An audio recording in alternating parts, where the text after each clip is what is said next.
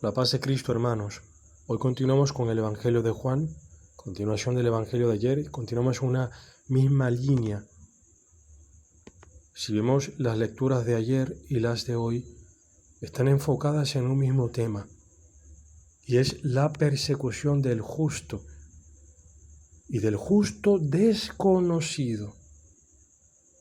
Si vemos en la liturgia de ayer, la primera lectura era el libro de la sabiduría, capítulo 2, donde se presentan a los malvados razonando, y no razonando bien, no, irrazonando o desrazonando. Y este desrazonamiento es lo que los lleva a la persecución del justo. ¿Por qué? Porque el justo solamente en su mera existencia, en su presencia, solamente viendo sus actos, se sienten denunciados y buscan entonces acabar con la vida del justo. Esto es lo que presenta el libro de la sabiduría, anunciando lo que sucederá con Jesucristo y lo que sucede con cada cristiano, con cada auténtico cristiano, que es signo de contradicción. Así como Cristo fue signo de contradicción en su tiempo, cada cristiano en este tiempo es también signo de contradicción. Entonces, si en la sabiduría se presentaba el justo perseguido solamente por su mera presencia, hoy en el profeta Jeremías se presenta al justo perseguido por su palabra, por su predicación, porque anuncia los designios de Dios. Anunciando los designios de Dios, denuncia las infidelidades de Israel, no para apuntarle el dedo a Israel, sino para llamarlo a la conversión. Es como si se completara lo que es la vida realmente del cristiano. O sea, toda vida cristiana, a la imagen de Cristo, manifiesta el amor de Dios en obras y en palabras. Y el cristiano, manifestando esta realidad del amor de Dios, manifestando la verdad también,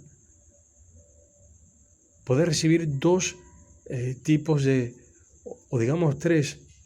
Una es la indiferencia, tres reacciones. Una es la indiferencia, pero la indiferencia está ligada también al rechazo.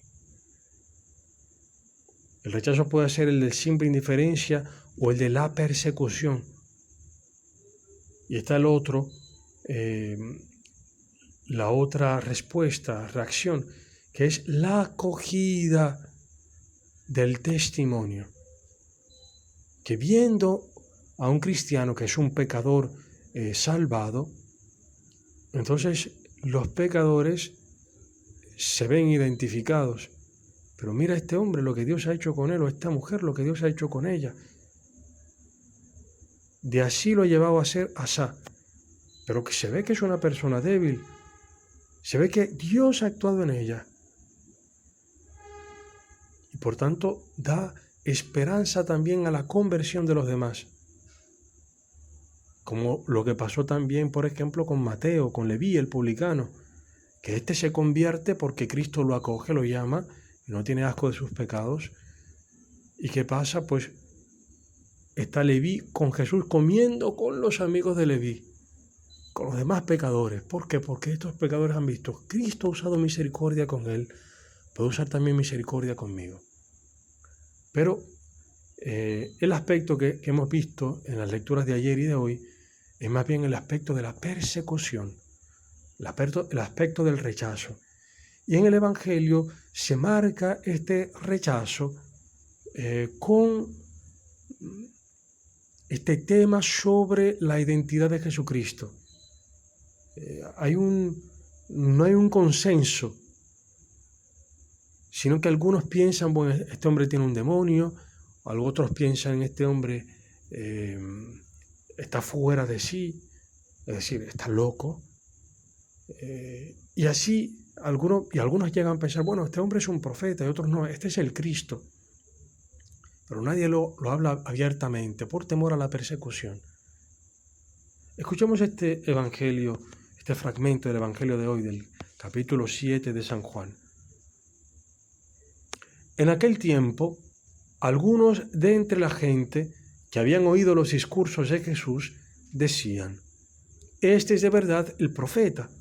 Otros decían: este es el Mesías. Pero otros decían: ¿es que de Galilea va a venir el Mesías? ¿No dice la Escritura que el Mesías vendrá del linaje de David y de Belén, el pueblo de David? Y así surgió entre la gente una discordia por su causa. Algunos querían prenderlo, pero nadie le puso la mano encima. Los guardias del templo acudieron a los sumos sacerdotes y fariseos, y estos les dijeron: ¿por qué no lo habéis traído? Los guardias respondieron: jamás ha hablado nadie como ese hombre. Los fariseos les replicaron: ¿también vosotros os habéis dejado embaucar? ¿Hay algún jefe o fariseo que haya creído en él? Esa gente que no entiende de la ley son unos malditos. Nicodemo, el que había ido en otro tiempo a visitarlo y que era fariseo, les dijo: ¿acaso nuestra ley permite juzgar a nadie sin escucharlo primero y averiguar lo que ha hecho? Ellos le replicaron: ¿también tú eres Galileo? Estudia y verás que de Galilea no salen profetas. Y se volvieron cada uno a su casa. Palabra del Señor. Gloria a ti, Señor Jesús. Esta persecución que hay hacia la persona de Jesucristo está muy marcada por el desconocimiento de Él. ¿Qué pasa con nosotros los hombres? Que muchas veces nos hacemos, sea de Dios, sea de los hombres, nos hacemos una imagen. De Dios la imagen se convierte en ídolo, es decir, tenemos una idea de cómo tiene que ser Dios, de cómo es Dios, y de que ya conocemos a Dios. Entonces todo aquello que vaya más allá o en contra de los esquemas que tenemos, no lo aceptamos. Como pasa con estos fariseos, con estos jefes, que creen conocerlo todo. Por eso el cristiano está llamado a la humildad en esto, en reconocer que Dios es un misterio. Un misterio que ciertamente, cuando se habla de misterio en el sentido cristiano, no es de algo de totalmente desconocido, no, sino de algo que, o de alguien más bien, que de quien sabes ciertas cosas, de alguien con quien han tenido relación, pero que esa relación que tienes con esa persona, con ese alguien, lo que sabes no abarca todo, sino que esa persona es inabarcable. Es siempre una persona por conocer. Por eso el cristiano no puede, o más bien no debe, cerrarse nunca a recibir una palabra de quien sea. Puede ser del cristiano más indocto, digamos así, el más ignorante de todos, hasta el más sabio, humanamente hablando o incluso espiritualmente hablando. Porque por medio de una persona, de cualquiera, Dios podría hablarte. Lo mismo también para aquellos que han estudiado, quizás alguna gente puede ser que haya estudiado un poco de teología, no sé, y de repente piense, bueno, que él ya se la sabe toda. Error garrafal. De cualquiera se puede aprender. Pero sobre todo de aquellos que son enviados por Dios a ti. Que tienen un envío de parte de Dios, de parte de la Iglesia para ti. Independientemente de si son laicos, religiosos, si son sacerdotes, obispos, de quien sea, en este sentido que vienen de Dios, enviados por la Iglesia, se puede recibir una palabra. Lo mismo también en los diferentes grupos, realidades eclesiales. Pensar que porque uno pertenezca a una cierta realidad eclesial ya no necesita saber más. o aprender más, que otro le dé una palabra, otro hermano de otra realidad, de otro movimiento le dé una palabra. Cerrarse a eso es cerrarse al conocimiento de Jesucristo. Es querer limitar a Cristo, ponérselo en un bolsillo. Que no nos pase esto también a nosotros. Y esta dimensión de misterio en la persona de Dios está también en relación con los hombres, porque nosotros los hombres, cuando digo hombres también me refiero a las mujeres, a todo el género humano, hemos sido hechos a imagen de Dios. Y así como Dios es un misterio, nosotros también somos un misterio. Por eso hay de nosotros cuando nos creamos una cierta imagen de las personas y encerramos a las personas en esa imagen, en esa etiqueta. Pensar que ya conocemos a las personas, por ejemplo, o que ya conocemos, por ejemplo, al esposo o a la esposa, o a los hijos, error garrafal. Error garrafal. El esposo está siempre, o la esposa, siempre tendremos que conocerla. Solamente pensemos, nosotros mismos, para nosotros mismos, somos un misterio, porque no terminamos de conocernos a nosotros mismos. Imaginémonos entonces al esposo, a la esposa o a los hijos, y normalmente los hijos son muy poco conocidos de parte de los padres, porque esconden muchas cosas a ellos. Entonces, que el Señor nos conceda la humildad de reconocer que Dios es un misterio, que cada persona humana también lo es. Que repito, cuando se habla de misterio en este sentido cristiano, no quiere decir que desconozcamos totalmente a la persona, sino que sabemos algunas cosas por la relación que tenemos con ellas. Pero que esta dimensión de misterio nos abra más bien a la relación y a la esperanza en relación con el otro. Porque por medio de la relación es que conocemos a Dios, conocemos a los hermanos, y en esta relación con Dios y con los hermanos, nos conocemos también a nosotros mismos. Que el Señor nos conceda, pues, esta humildad, repito, de reconocer que el otro, y el otro con O mayúscula, que es Dios, va más allá de cualquier esquema que yo tenga en mi cabeza. La realidad de cada persona se revelará y se revela pues al final de su vida. Y nosotros muchas veces no contemplamos realmente esa realidad de las personas, esta profunda realidad de cada persona.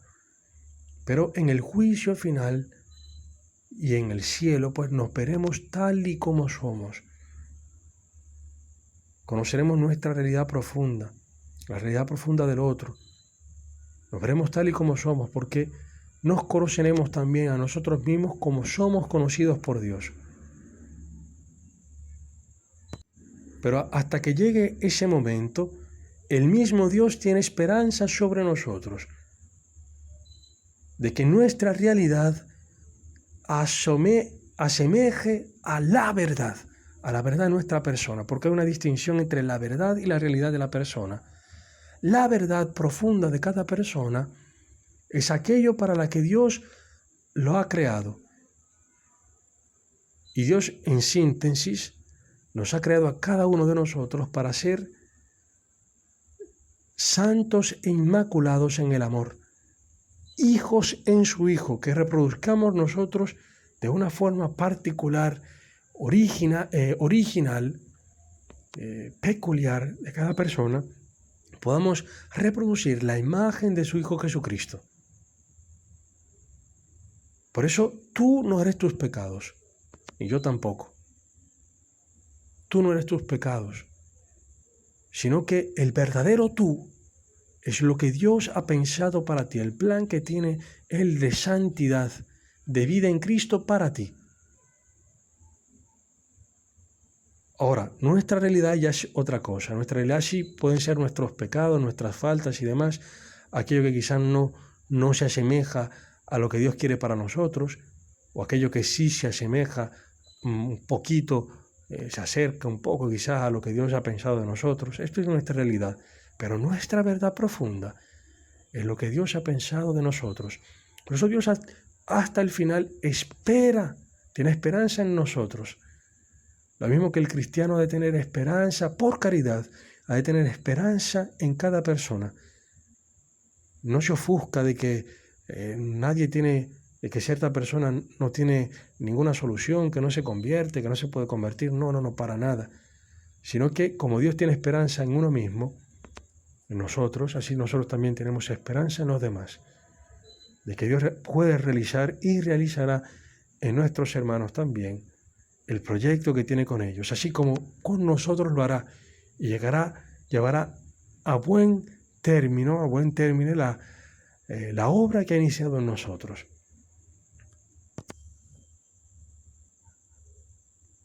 Y que el Señor nos conceda también esta gracia de ser realmente cristianos. Es decir, estar dispuestos a ser signo de contradicción en esta generación. A estar dispuestos a ser perseguidos por amor a Cristo. Porque como Cristo fue odiado por el mundo, así también aquellos que son cristianos han de prepararse a la prueba, a ser odiados también por el mundo. Alabado sea Jesucristo.